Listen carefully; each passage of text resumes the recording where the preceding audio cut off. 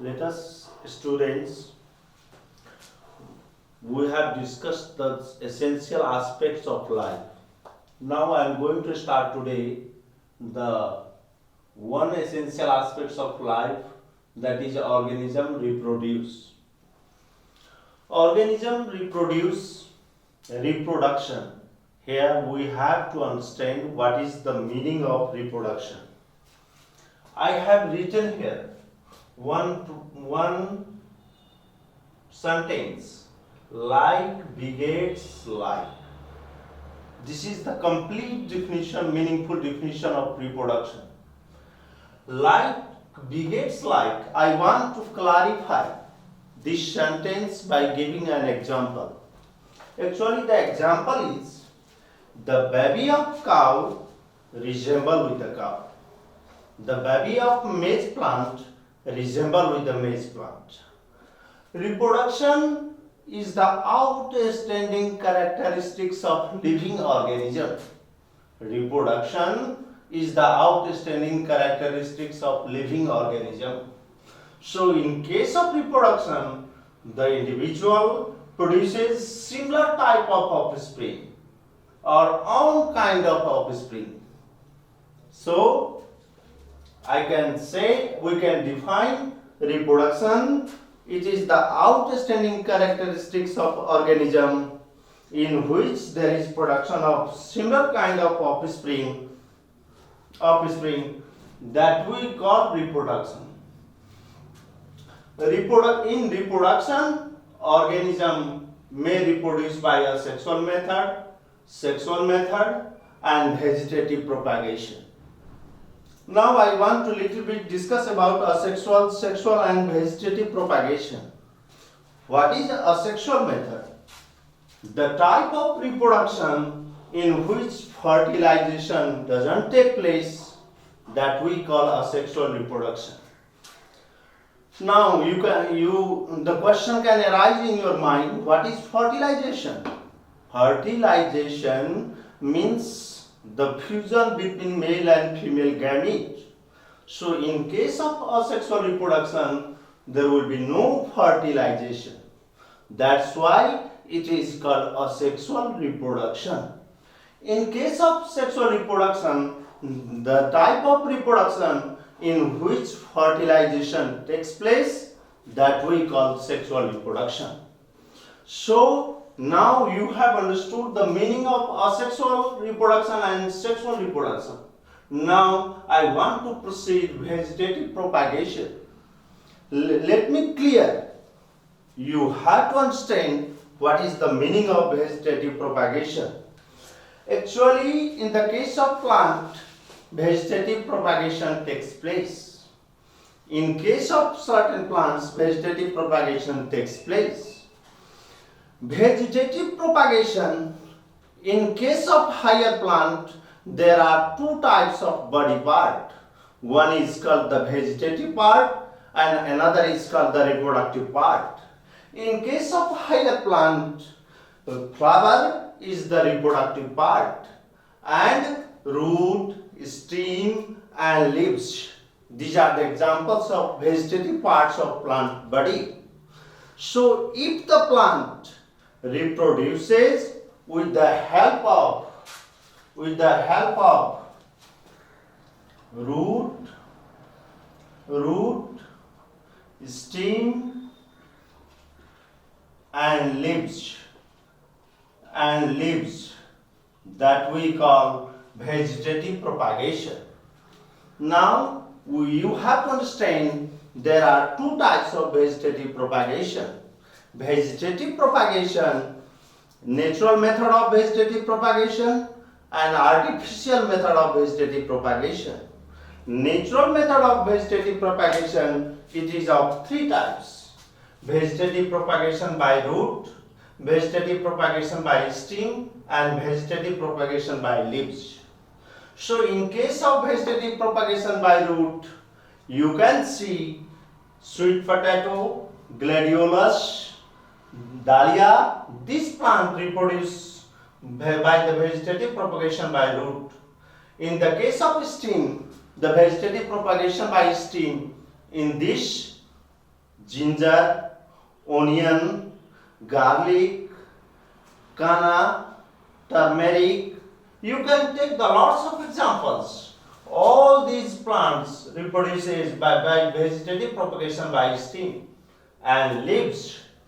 Vegetative propagation of by leaves in the two types of plant. You have heard the name of those plants, just like bryophyllum and begonia. They reproduce by the vegetative propagation by leaf. In the case of artificial vegetative propagation, there are several methods. I don't want to discuss here all these, just I am going to recall the name of all those methods. Just like by stem cutting, layering, grafting and tissue culture method, these are the examples of artificial method of vegetative propagation. So you have understood that the living organism reproduce. Life comes only from life. That's why we are calling it principle of biogenesis, because the life has been originated from the other life, so we call it principle of biogenesis. Now another essential aspects of life is nutrition, and you have heard the word autotroph and heterotroph. I think it is not very difficult to understand the meaning of autotroph and heterotroph. Autotroph, that means those organisms, just like green plants and photosynthetic bacteria, they produce their food themselves. So those organisms which can produce food themselves, they are called autotrophs. And heterotrophs, just like non-green plants like fungi and a few bacteria and certain microbes, these are called heterotrophs. Heterotrophs are those organisms which cannot prepare their own food. They never prepare their food themselves. They depend upon another organism for the food and for other purposes. Now I want to tell you another sign of life or essential aspects of life, that is movement. In the case of movement, Chlamydomonas, Volvox, Eudorina, bacteria show certain types of movement. But in the case of higher plant, there will be no movement. Movement is restricted in higher plants because they are fixed to the ground. And animals can show movement. Just like in the case of plants, you can see the climbing action of climbers. Those plants which are climbers, they can climb on some support and opening of petals. Now I have reached at the end of the essential aspects of life, and at the last I want to tell you about the death. Death, it is an inherent part of an organism's life cycle. The period from birth to death, that we call lifespan. And in the case of certain person, there will be no accident, no disease, but the death occurs. So death is certain, and death comes as the last event of aging. So we cannot avoid death. Death is the vital and the one kind of maintenance of ecosystem and balancing the nature. Aging means deterioration in structure and function of the body cells, tissues and organs of an animal. So due to aging, our body cells, our body tissues and our organs start to dysfunction, and later on, due to aging, death occurs. So death is unavoidable. Now I am going to discuss about at the last the scope of biology. First of all, I want to concentrate your mind on the faculty of genetic engineering. With the help of genetic engineering, It helps to develop growth hormones, interferon, vaccine against viral and malarial disease. Now, second point, it explains the growth, movement, digestion and respiration. It explains the cell structure and their function. With the help of knowledge of medicine, surgery, antibiotics and vaccine, we can cure several diseases and we can improve the quality of life of the person. Now, it gives information about bacterial disease. In the case of a scope of biology, genetics helps in plant and animal breeding. So, with the help of plant and animal breeding, we can yield improved variety of seeds, improved variety of seeds of plant, improved variety of animals. Now, it establishes relation with psychology and sociology. In the case of psychology, we are understanding the study of the nervous system, mind and its function that comes in the psychology. So the sociology that depends upon the behavior of an organism that can be studied in sociology. So these two sciences, psychology and sociology, they are related with the biology. And biology that helps to avoid the greenhouse effect, depletion of ozone layer and acid rainfall. Now, the latest technology in the field of biology, that is biotechnology. Biotechnology, actually, what is the contribution of biotechnology? Biotechnology increases production of alcohol, antibiotics, vitamins, hormones and antibodies. So these are all everything about the scope of biology. It includes all those important points that have been included in the scope of biology. Now I am going to end the introduction of science. So first of all I want to tell you something you have to remember for the other purposes in life. Just like father of theoretical physics, Albert Einstein, father of chemistry, Robert Boyle, father of modern chemistry, Lavoisier, father of biology, zoology, embryology, Aristotle, father of botany, Theophrastus, father of microbiology, Antony von Leeuwenhoek, father of taxonomy, modern botany, Carolus Linnaeus, father of immunology, Edward Jenner, father of genetics, Gregor Johann Mendel, father of modern genetics, Thomas Hunt Morgan, father of cytology, Robert Hooke, father of anatomy, Herophilus, and father of Ayurveda, Charak, and the father of blood circulation, William Harvey. This is everything about the introduction of physics, science, chemistry, and biology. Now, I want to stop here and I want to proceed the measurement chapter, especially for class 6, 7, 8, and 9. Measurement.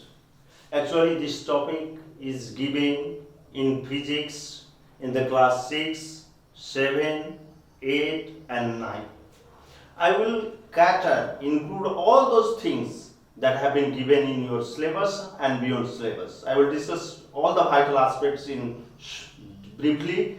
So I want to start measurement. Now, first of all, you have to understand and you have to define yourself what is measurement. Just like I am going to cite two examples. First of all, just like you have gone to a kirana shop and grocery store, you have demanded 5 kg sugar.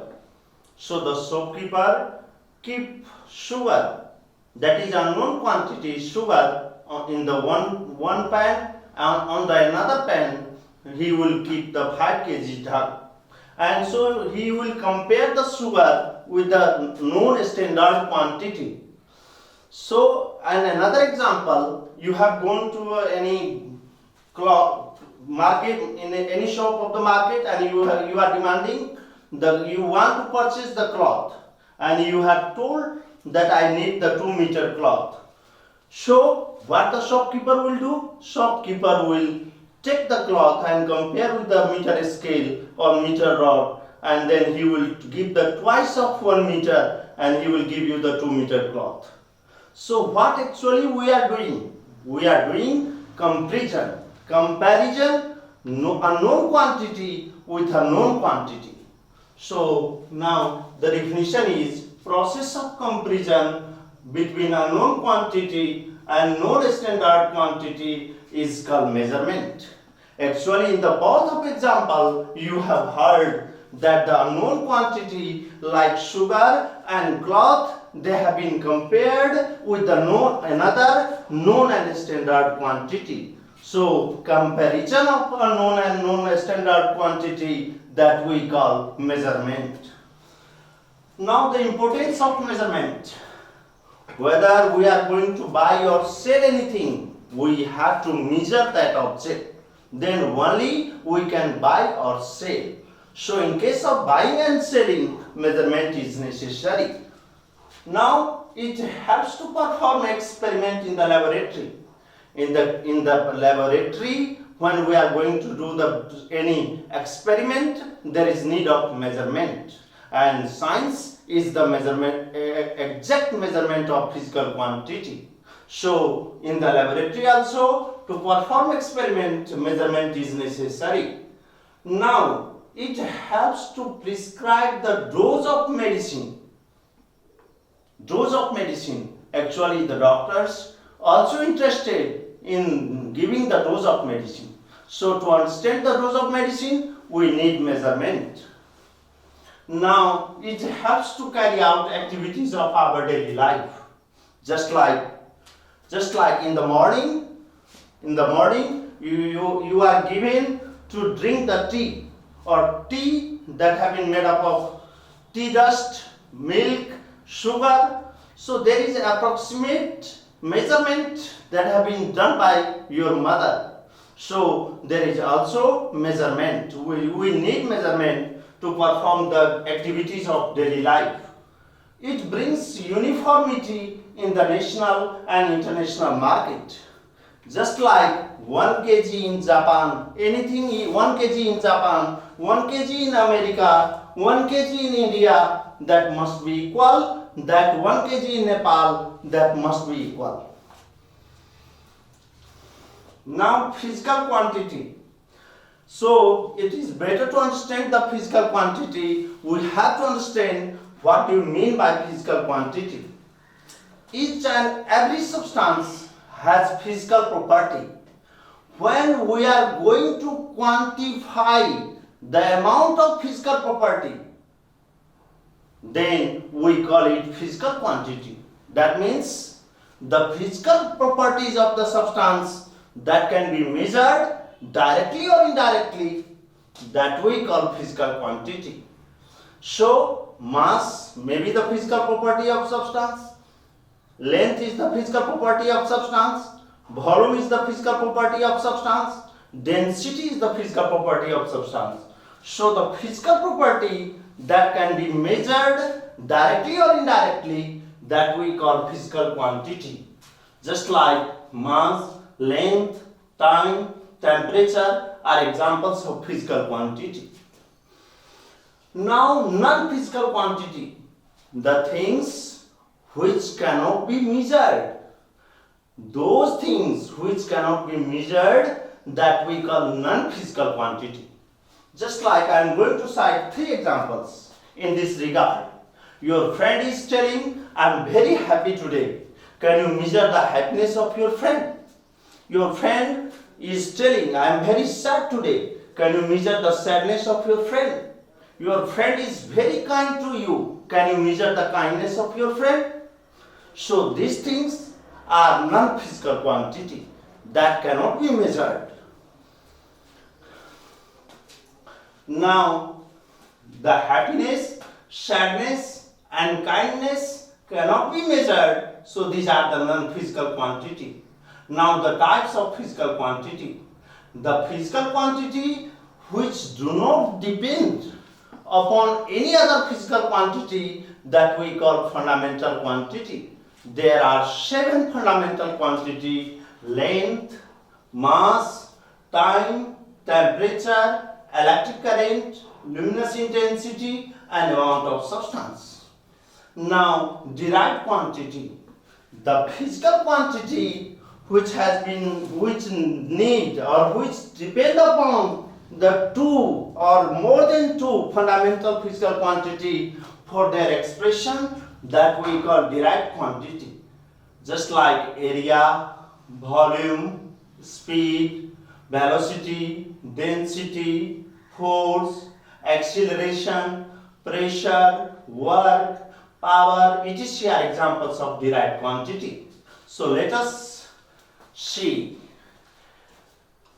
Area equal to length into breadth. So L into B, or meter into meter, or meter square. So area of any place that can be measured by the multiplication of length and breadth. Product of length and breadth that gives the area of any place. Similarly, volume.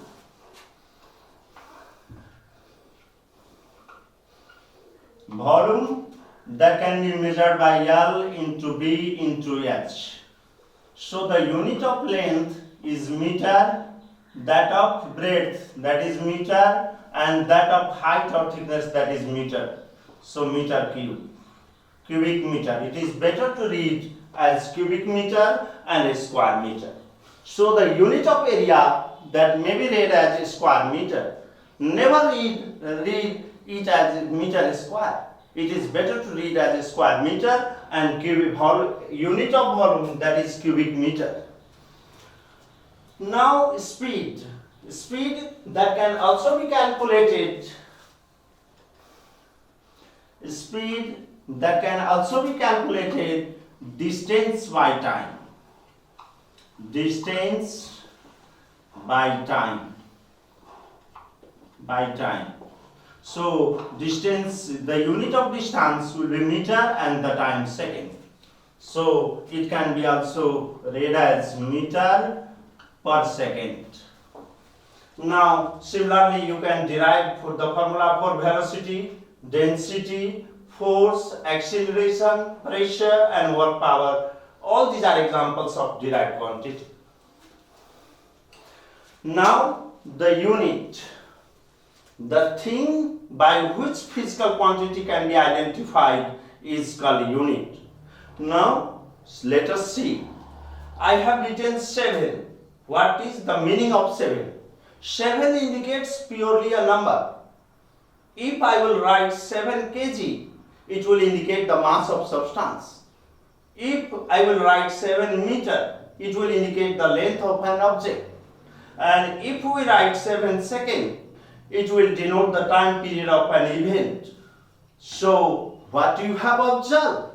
You have observed by adding kilogram kg, by writing meter, by writing second, it will indicate the proper and particular physical quantity. So 7 kg means the mass of substance, 7 meter length of an object, and 7 second time period of an event.